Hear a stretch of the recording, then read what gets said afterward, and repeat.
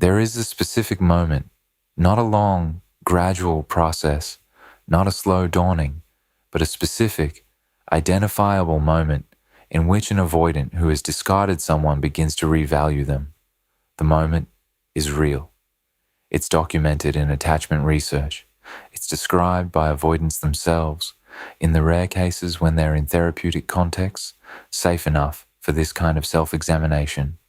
And understanding exactly when that moment occurs, what triggers it, what happens inside the avoidance system when it arrives, and what determines whether the revaluing leads anywhere meaningful. That understanding is what this video is about. The moment is not what most people expect it to be. It doesn't happen when you beg. It doesn't happen when you make yourself maximally available. It doesn't happen when you send the perfect message that articulates exactly how you feel, or when you remind the avoidant of the best moments you shared, or when you demonstrate that you've changed in exactly the ways they implied you needed to. These approaches consistently fail with this attachment style for reasons that have everything to do with how the avoidance system processes relationships during a separation phase. The moment happens somewhere else entirely. And to understand where, we first need to understand what the avoidance system is doing during the period between the discard and the revaluation, a period that is, from the outside, often invisible and often misread as evidence that the avoidant feels nothing. That misreading is one of the most costly mistakes people make in this dynamic. Let's correct it. What the avoidance system does during the discard phase, when an avoidant ends a relationship or significantly withdraws from one in a way that amounts to functional discard, the behavioral picture that emerges is typically one of closure, indifference, and rapid forward movement. They seem to adapt quickly. They seem unaffected. They engage with other activities, other people, other pursuits with an ease that, to the discarded person, looks like confirmation that the relationship meant nothing, that they were never invested, that everything the discarded person thought they felt was imagined. The internal reality is more complicated. During the discard phase, the avoidance deactivating strategies are operating at close to full capacity. The psychological work of disengaging from a significant attachment figure, closing off the emotional access points, suppressing the positive memories and feelings that would complicate the narrative of exit, building and maintaining the cognitive framework that justifies the ending. This is effortful work, even when it looks effortless from outside. Research using physiological measures consistently shows that avoidance in separation periods, despite showing flat affect in self-report measures, exhibit elevated physiological markers of stress. The body knows what the mind has been instructed to manage. The deactivating strategies that run most visibly during this period are specific. Avoidance during discard tend to emphasize the negative qualities of the partner, the irritants, the incompatibilities, the things that were frustrating. They engage in what researchers call the derogation of alternatives, but in reverse, they derogate the former partner in their own thinking as a way of reinforcing the decision to leave. They minimize the positive experiences, the moments of genuine connection, the specific qualities of the person that made them attractive in the first place. These minimizations are not dishonest in the conscious sense. The avoidant genuinely experiences them as their accurate view. The deactivating strategy is so effective that it changes the phenomenology, the way things actually feel. But beneath this effective management, the suppressed material is still there. The genuine feelings, the real appreciation of who the other person was, the memories of moments when the connection felt genuinely good, the accurate assessment of the discarded person's qualities that was available before the deactivating strategy was deployed at full intensity. This material isn't gone, it's managed on. And managed material under sufficient conditions, the right conditions, the conditions we're going to identify, surfaces, the internal conditions that produce. Revaluation, understanding. When revaluation happens, requires understanding what conditions create sufficient pressure to penetrate the deactivating strategies. There are several, and they tend to occur in combination rather than in isolation. The first is the genuine unavailability of the discarded person. When someone has been discarded by an avoidant, the instinct, particularly for anxiously attached people, is to maintain some level of presence, to be available if the avoidant changes their mind, to keep the lines of communication open, to let the avoidant know, implicitly or explicitly, that they haven't fully gone anywhere. This instinct is entirely understandable and entirely counterproductive because it removes the one condition that most reliably triggers revaluation, the actual absence of the person. As long as the discarded person is available, emotionally, communicatively, practically, the avoidance system can comfortably maintain the deactivating position. The availability functions as a guarantee that allows the avoidant to exit without actually encountering the full reality of the loss. Remove the availability, and the avoidant encounters the loss directly. And encountering the loss directly is what begins to dissolve the deactivating strategy. The second condition is the passage of time without the person attempting reconnection. Every time the discarded person reaches out, attempts contact, sends a message or a gesture of care, or a demonstration of continued availability, the deactivating strategy gets a fresh supply of justification. The avoidance system uses each bid for reconnection as additional evidence that the distance was necessary. Conversely, when time passes and no bid arrives, when the avoidant begins to notice that the person they expected to reach out hasn't reached out, something in the system begins to shift. The expectation of pursuit was organizing part of the psychological structure of the discard. When it doesn't arrive, that structure encounters a gap it wasn't prepared for. The third condition is the discarded person's visible engagement with their own life. Not performed engagement, not a social media curation designed to signal thriving, but the visible, genuine signs that someone has genuinely redirected their energy and investment into their own life, the projects they're working on, the relationships they're maintaining and deepening, the development that's happening in them that isn't contingent on the avoidance participation. This is registered by avoidance, even at a distance, even without direct contact, and it carries a specific weight.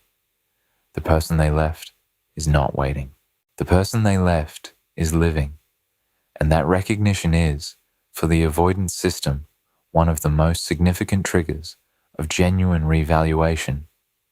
The fourth condition, the one that often completes the circuit, is the avoidant's own encounter with something that reminds them, without the filter of the deactivating strategy, of what was actually good about the person they left. This might be an encounter with someone who doesn't have the qualities the discarded person had. It might be a specific memory that surfaces with unusual clarity. It might be a situation that the discarded person would have handled in a specific way that the avoidant now misses. It might be the recognition, in a new interaction, that the ease and attunement and genuine warmth that was present with the discarded person is not automatically available everywhere, that it was specific, particular, something that belonged to that person. This recognition, arriving without the protective coloring of the deactivating strategy, has a quality of clarity that can be startling, and it marks the exact moment of revaluation. The exact moment, what it feels like. From inside the avoidance system, let's get precise about the moment itself, because the title promises specificity and precision is genuinely available here. The exact moment an avoidant begins to revalue someone they discarded is the moment the deactivating strategy encounters material it cannot process away. Up until that point, the strategy has been managing. The justifications hold. the negative frame for the person holds. The narrative of the ending as necessary and correct holds. The avoidant is, in their own experience, fine. The moment arrives when something, one of the conditions described above, or some combination of them, produces a piece of emotional or cognitive information that the deactivating strategy doesn't have a ready response for. It might be a vivid positive memory that arrives with a weight the strategy can't immediately flatten. It might be the recognition that the other person is genuinely, completely gone in a way that was always theoretically possible, but never quite registered as real until this moment. It might be the encounter with their own loss, felt in the body, briefly, before the managing kicks back in a way that's different from the manageable anxiety it's been before. In that moment, typically a matter of seconds to a few minutes, the avoidant is meeting the suppressed truth about the relationship, not fully, not with complete clarity. The deactivating strategy reasserts quickly is its nature, but the encounter leaves a residue, a quality of recognition that doesn't fully dissolve when the strategy returns. A small piece of the suppressed assessment of the person's actual value that now exists on the conscious side of the barrier rather than below it. This is revaluation beginning, not revaluation complete, not a decision being made, the beginning of a process in which the accurate positive assessment of the discarded person starts to compete with the deactivating narrative for access to conscious awareness.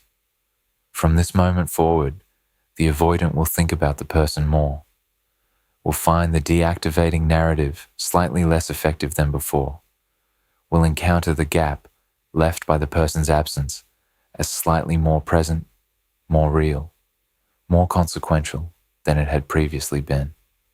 What happens after the moment and what determines its outcome? The moment of revaluation initiates a process, but the process doesn't have a guaranteed outcome. What happens in the period after the revaluation begins determines whether it leads to genuine reconnection, to ongoing internal processing without external action, or to eventual resuppression. For avoidants with significant self-awareness, those who have done therapeutic work, who have developed the capacity to observe their own attachment patterns with some degree of objectivity, the revaluation can become an entry point for deeper processing. They can use the awareness of what they're feeling to examine the deactivating narrative honestly, to ask themselves whether the justifications they've built are accurate assessments or products of the strategy, to sit with some degree of tolerance for the discomfort it involves with the question of whether they made the right choice. This honest examination is what can produce genuine change. Not just the warm feeling of missing someone, but a real reassessment of the patterns that led to the discard and a genuine intention to address them. For avoidance without that self-awareness or without those developed capacities, the revaluation tends to get managed back into the deactivating position. The moment of clarity is registered, produces a brief period of restlessness or increased thought about the person, and then the strategy reasserts, often by sourcing fresh justifications for the distance. The right qualities the person had are acknowledged but qualified. Yes, they had that, but they also had this, and the this was why it wouldn't have worked. The revaluation doesn't go anywhere. It's processed back into the suppression. The discarded person's behavior during this period matters significantly to which outcome occurs. Every bid for reconnection during the revaluation phase tends to push the avoidant toward resuppression by providing the deactivating strategy with fresh material. The very presence of the person's need and desire reactivates the avoidance avoidance. Silence and genuine disengagement, by contrast, allow the revaluation process to continue without interference. The avoidant is left with the recognition without the option of managing it through renewed withdrawal from a fresh stimulus. This is why the advice, give them space, is both correct and frequently misapplied. It's correct in the sense that genuine absence is what allows the revaluation to develop without interruption. It's misapplied when it's held as a finite tactic. Give them space for 3 weeks and then reach out, rather than as a genuine long-term orientation.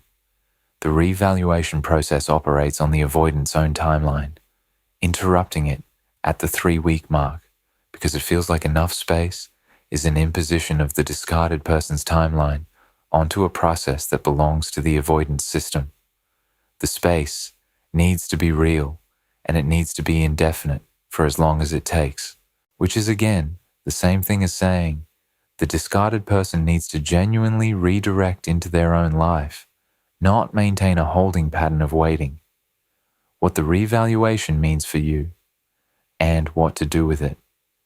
If you're the person who was discarded, and if you're reading this because you want to understand whether the avoidant who left will come back, the most honest thing to say is that the revaluation process is real, and it does happen in many cases.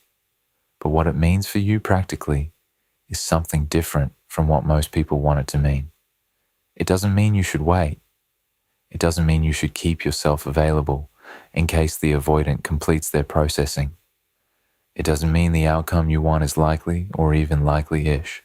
It means that a real psychological process is happening in the avoidance system, in their own time, according to their own internal conditions, and that the only behavior that allows that process to develop fully is the behavior that is also the best thing for you, regardless of what the avoidant decides. Genuine investment in your own life.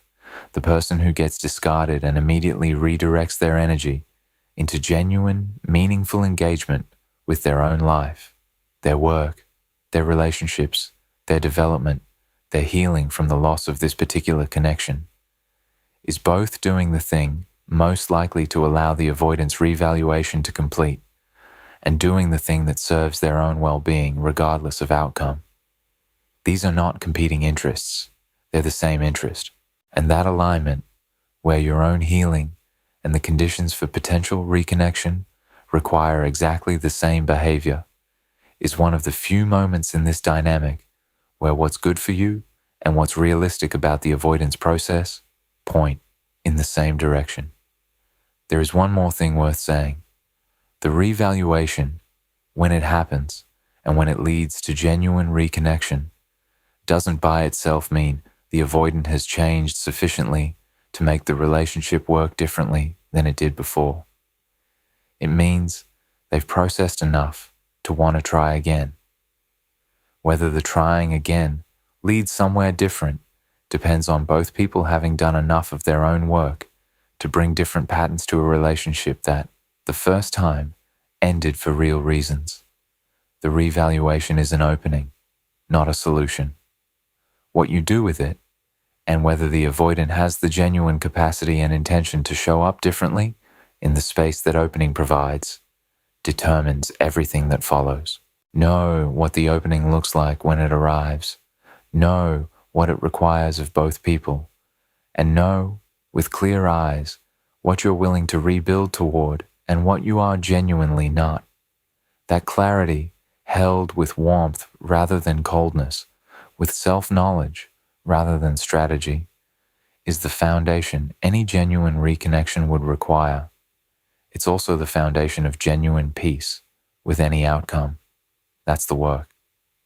Start it now, regardless of what the avoidant decides. The deactivating narrative and how it distorts the avoidance assessment. One of the least discussed aspects of the discard phase is how specifically the avoidance deactivating strategies distort their assessment of the person they left. Understanding this distortion is important for 2 reasons. It explains why the revaluation, when it happens, can feel almost sudden to the avoidant themselves, and it helps the discarded person understand that what the avoidant communicated during or after the discard was not an objective assessment of who they are or what they were worth. The deactivating narrative that an avoidant constructs around a discard is a functional construct. It exists to make the exit psychologically possible, And like all functional constructs, it is shaped by its function rather than by accuracy. The avoidant needs to believe that the ending was correct, that the person wasn't right for them, that the incompatibilities were fundamental rather than manageable, that the frustrations were central rather than peripheral. These beliefs are required by the exit strategy, and so the avoidance mind produces them, amplifying the negatives, minimizing the positives, selecting the evidence that supports the narrative, and de-emphasizing the evidence that complicates it. This is not conscious dishonesty. The avoidant genuinely experiences these assessments as their actual view. The strategy runs deep enough that the phenomenology, the subjective experience, is altered. The person they left genuinely seems, to the avoidant during the discard phase, to have the flaws and incompatibilities that the deactivating narrative assigns to them. The positive qualities that were visible before, that may have been a significant part of the attraction, don't disappear from memory, exactly, but they're processed with a dampening filter that makes them seem less significant, less certain, more qualified by the negative. This is why what an avoidant says about you during or shortly after a discard should be understood as a product of their deactivating strategy, not as their final or accurate assessment. It's the most defended position they're capable of taking in that moment. It is specifically designed to make the separation feel justified, and it is precisely this defended position that the revaluation begins to dismantle when the right conditions emerge. When genuine absence removes the person from the category of threat, and the deactivating strategy can begin, slowly, to release its grip on how the avoidant remembers and evaluates what they left behind. The discarded person who takes the avoidance deactivating narrative as truth, who internalizes the implicit or explicit message that they were inadequate, too much, wrong, in specific ways, is accepting an assessment that was constructed for a specific purpose that has nothing to do with accuracy. Part of the healing process for the discarded person is developing the psychological capacity to hold the avoidance assessment with appropriate distance, as information about the avoidant's defensive state, not as an objective mirror of their worth. The role of new relationships in the avoidance revaluation process. There is a specific pattern that many people observe from a distance after being discarded by an avoidant. The avoidant moves relatively quickly into new connections. This is sometimes with a clearly rebounding partner, someone chosen primarily for the emotional management function they serve. Sometimes it's with someone who shares the avoidance values around independence and autonomy in a way that feels comfortable and low pressure. Sometimes it seems random, chosen with a casualness that, from the discarded person's vantage point, looks like evidence that the avoidant was never really invested. The role these new connections play in the revaluation process is significant and worth examining, because they often accelerate it. The new relationship, however it begins, and whatever its qualities, provides the avoidant with something that the deactivating narrative had obscured: comparative data. In the early phases of a new connection, the comparison is typically flattering to the new person. The newness removes the familiarity-bred issues. The lack of history means there's no accumulated grievance, no established pattern to trigger the avoidance defenses at their most practiced level. Things feel lighter. The avoidant interprets this as evidence that the previous relationship was the problem. But as the new relationship develops, as it starts to accumulate its own history, as it starts to trigger its own version of the avoidance intimacy management, as the new person begins to show their own attachment needs and their own complex humanity, the comparison stops being flattering to the new person. The qualities of the discarded person that the deactivating narrative was suppressing start to become visible by contrast. The specific attunement they had, the specific depth of the connection, the quality of being known that the new person, however good, cannot immediately replicate because knowing takes time and history and the specific investment the discarded person had made over the course of their relationship. This comparative process is one of the most reliable triggers of the revaluation moment. It's not the avoidant realizing, this new person isn't as good as my ex. It's more specific. The avoidant encountering the absence of specific qualities that were present with the discarded person, qualities they had minimized during the discard, and finding that absence meaningful in a way the deactivating narrative hadn't prepared for. The precision of what they miss, arriving at this comparative clarity, is often described by avoidants in retrospective accounts as the closest thing to a moment of sudden recognition. I didn't understand what I had. The timing question. When does this happen, and can you predict it? One of the most common questions people ask about the revaluation process is, how long does it take? And the honest answer is, it varies enormously, and the variation is not random. The factors that influence timing include the depth of the original attachment, the strength of the avoidance deactivating strategies, the quality of the avoidant's new life circumstances after the discard, the degree to which the discarded person maintains genuine absence, and the avoidant's individual capacity for self-reflection. All of these variables interact, which means there's no formula and no reliable prediction for any specific case. What the research does show is a general pattern. For avoidants with strong dismissive features, those who most thoroughly suppress attachment material and most strongly identify with independence, the revaluation, when it happens, tends to happen later. Months rather than weeks, and sometimes more than a year after the discard. For avoidants with more fearful features, whose anxious component creates faster processing of attachment material, revaluation can occur within weeks, though it may be unstable and subject to resuppression. For the revaluation that is deep enough to potentially produce genuine behavioral change, rather than just momentary recognition, the timeline is almost invariably longer rather than shorter. This timing reality creates one of the most difficult challenges for discarded people, the need to rebuild their own life over a period whose length they cannot control or predict, without holding it in a waiting posture that would undermine the very conditions that allow the revaluation to complete. The only resolution to this challenge is the one that keeps recurring throughout this topic. Invest genuinely in your own life, for your own sake, not as a holding position pending the avoidance decision.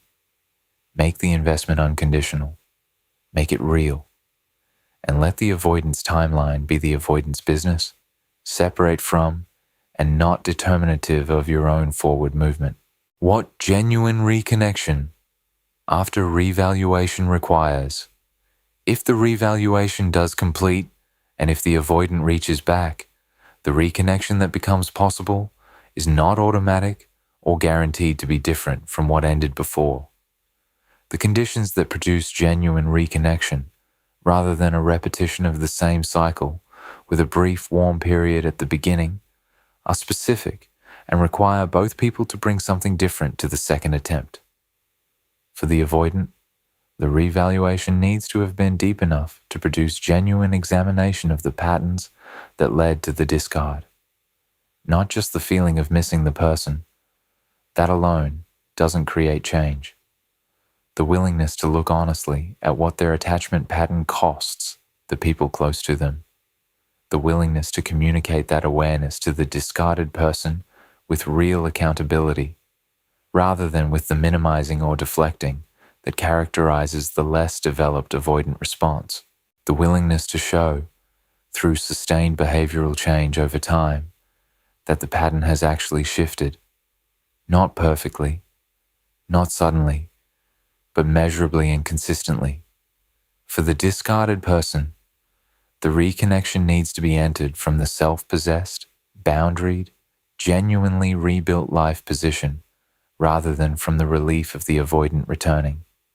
The difference between these two positions is the difference between a reconnection that can eventually reach genuine stability and a reconnection that immediately restores the old dynamic with its old imbalances.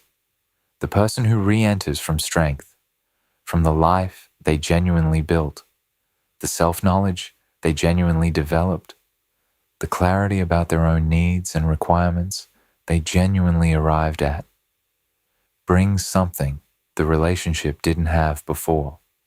And that something is what gives the second attempt a different foundation.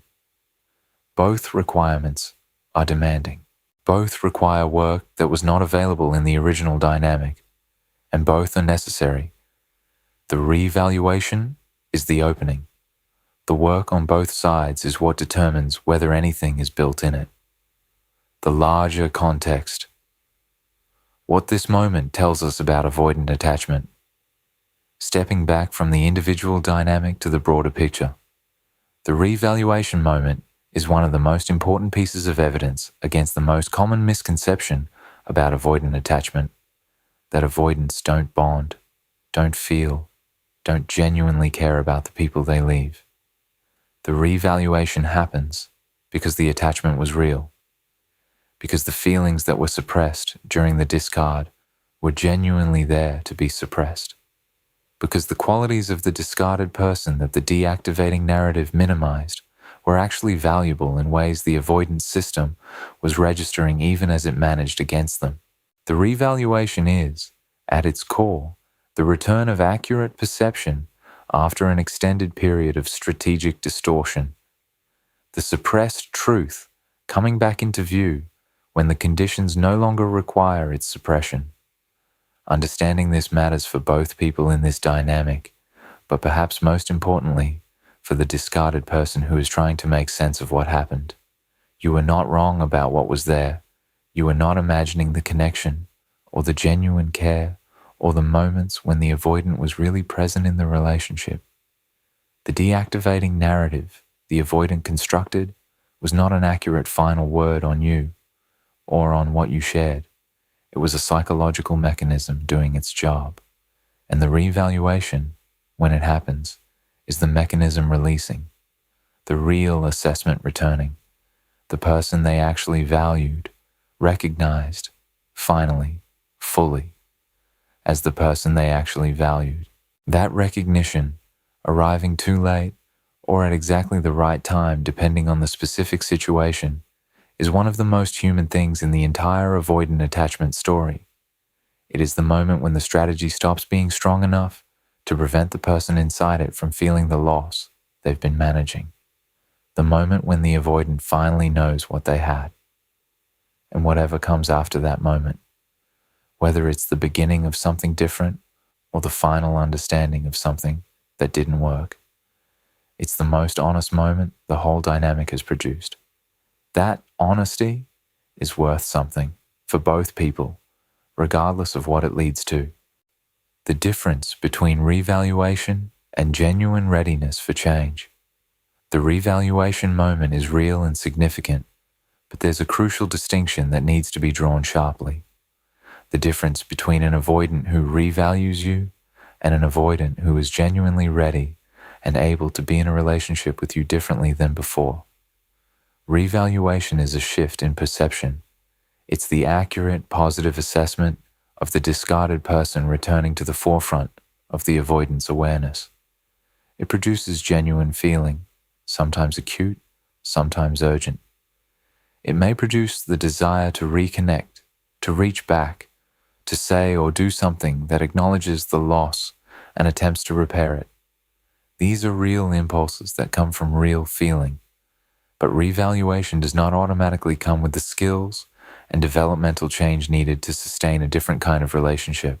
An avoidant can fully recognize what they had, genuinely want it back, reach out with authentic warmth and intention, and still be carrying exactly the same attachment pattern that produced the discard in the first place. The revaluation doesn't arrive with updated software. It arrives with the same nervous system, the same deactivating strategies, the same intimacy management reflexes. If neither person does anything different with those unchanged patterns, the relationship will cycle through approximately the same arc: warmth, deepening closeness, avoidant anxiety, withdrawal, and eventual replication of the original rupture. This is what distinguishes reconnections that work from reconnections that don't. The ones that work are the ones in which both people have done genuine enough work on their patterns that the second attempt encounters a meaningfully different internal architecture than the first attempt did. The avoidant has developed enough self-awareness to interrupt the deactivating strategy before it reaches full deployment. The discarded person has developed enough security and self-possession to not intensify the dynamic at the first sign of the avoidance discomfort. Both people are bringing enough of their individual growth to create an environment that can tolerate the gradual building of closeness without the closeness becoming threatening before the foundation is strong enough to hold it.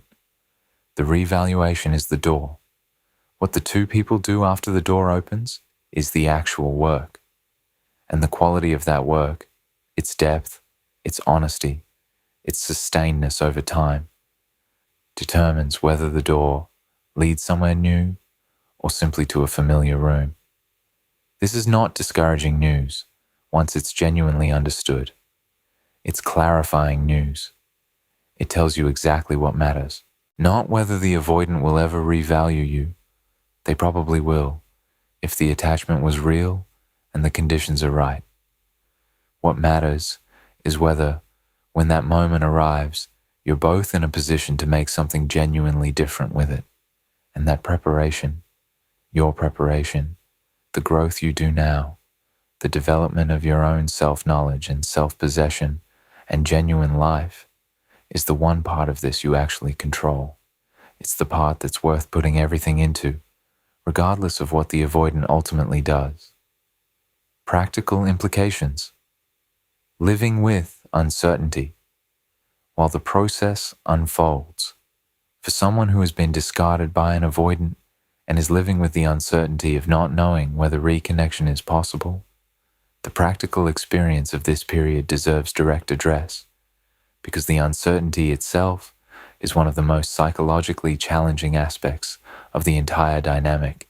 The uncertainty has a specific character. You have genuine reason to believe the avoidant may not be finished with the connection, genuine evidence that the attachment was real on both sides, and simultaneously no guarantee or timeline for any of it. You're living with the possibility of reconnection in one hand and the possibility of permanent closure in the other, and nothing in the current situation can definitively resolve the tension between them. This is a uniquely difficult kind of uncertainty to hold, because unlike ordinary loss, where the closure is definitive and the work is clearly grief, this has no clear mandate. The only resolution to this uncertainty that doesn't require waiting in psychological suspension is the resolution of redirecting your energy and investment into your own life unconditionally. Not as a way of preparing for the avoidance return, not as a signal you're sending, not as a strategy with an expected yield. Unconditionally, as in, regardless of what the avoidant does, you are going to build this life and become this person because it is yours to build and become. The reconnection, if it comes, will find a person who has been fully invested in themselves in the meantime. The permanent closure, if that's what it turns out to be, will find a person who hasn't spent months in suspension waiting. Both paths lead to the same active engagement with your own life.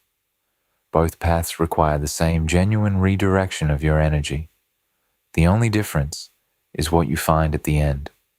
And the difference, while significant emotionally, is not significant in terms of the behavior required of you now. Now is the same in either case. Build the life. Do the work. Become the person you would most want to be. Let the avoidance process happen on its own timeline, separate from yours, in its own territory that was always theirs to navigate. That approach is both the most effective one, given the dynamics described in this video, and the one that best serves your own well-being regardless of outcome. When what's good for you and what's most effective given the situation converge. That convergence is important information. It's telling you which direction to move. Move that direction. Whatever the avoidant eventually decides, you will have built something that belongs to you entirely. Something that doesn't depend on their participation to have been worth building.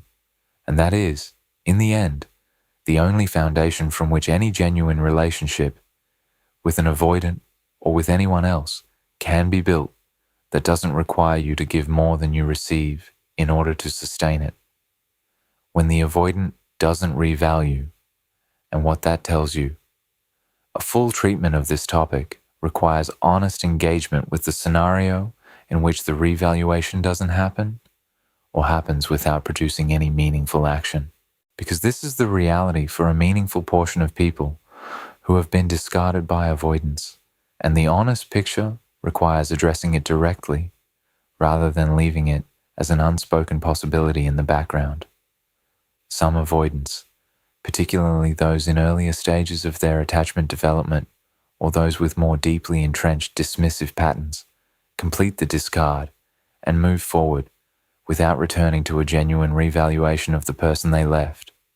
The deactivating strategies are robust enough, the new life circumstances are engaging enough, and the suppression mechanisms are effective enough that the process described in this video doesn't produce the recognizable moment of revaluation, or it produces a quiet, brief version of it that doesn't translate into any external action. This outcome is painful, and it's important not to pathologize or minimize that pain by immediately reframing it into lessons. The genuine loss of a connection that mattered with someone who turned out not to be in a position to recognize what they had is a real loss that deserves to be grieved honestly. But this outcome also contains important information. Not about your worth. The avoidance failure to revalue you is not a referendum on your actual value. It's information about the avoidant's current developmental stage and capacity, and it's information about the relationship's potential, or, specifically, its limits. A relationship that ended because the avoidant was not yet in a place to genuinely appreciate and sustain it was always going to end at some point. The revaluation simply determines whether it ends before any possibility of repair, or whether the opening arrives. When it doesn't arrive, the relationship ends on the terms it was always heading toward.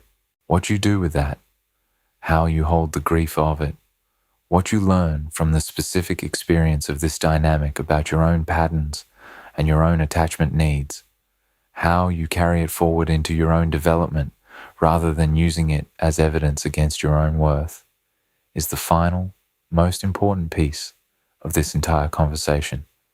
The loss is real. The information it contains is real. The growth available from it is real. And your life, which continues regardless of this particular ending, is real and yours and worth building with full investment. That's the bottom line of the avoidant revaluation process in every version of it. Whether the revaluation happens and produces reconnection, or happens quietly, without external action, or doesn't happen in any recognizable way, the conclusion is the same. Your work is your work. Your life is your life. And the best possible outcome for you is the one in which you arrive at genuine wholeness, regardless of what any particular avoidant ultimately decides. That wholeness is the goal. Everything else, the revaluation, the reconnection, the possibility of something different, is secondary to it. Build the foundation. The rest takes care of itself. A brief note on recognizing the revaluation when it arrives. One practical question deserves a direct answer before closing.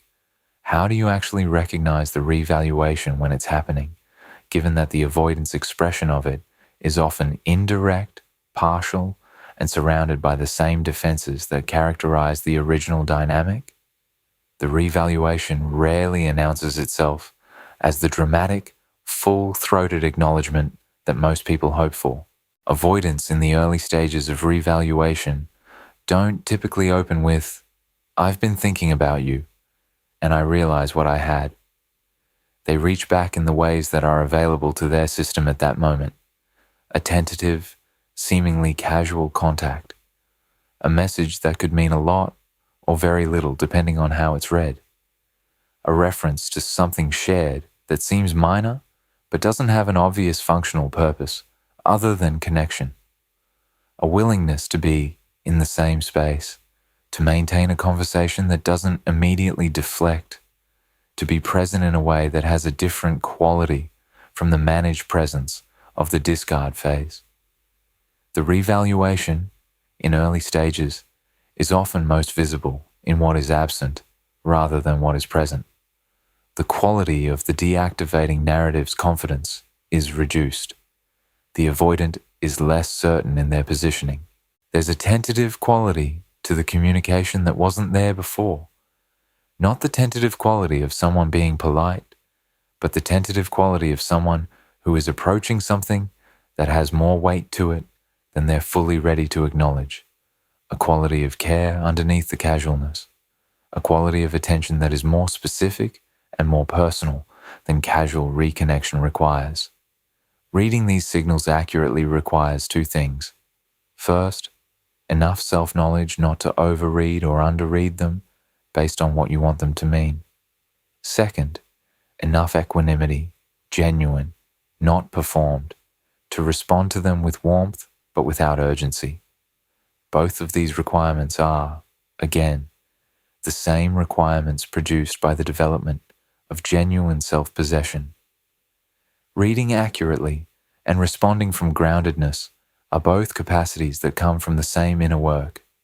The work you've been doing since the discard, building the life and developing the self. That work shows up at this moment in the most practical possible way, as the ability to handle the revaluation with the quality of presence that gives it the best possible chance of going somewhere real. That is the through line of all of this. The work you do on yourself is not preparation for the avoidance return. It's not a strategy or a signal. It's what makes you the person you want to be, the person who can navigate this with integrity and self-possession, and incidentally, the person who creates the best possible conditions for any real relationship to develop. The revaluation, if it comes, will find you ready. The permanent closure, if that's what this is, will find you already moving forward. Either way, you're the same person, someone who chose themselves and their own growth and who built something real from it. That's the story this dynamic, at its best, is always trying to tell.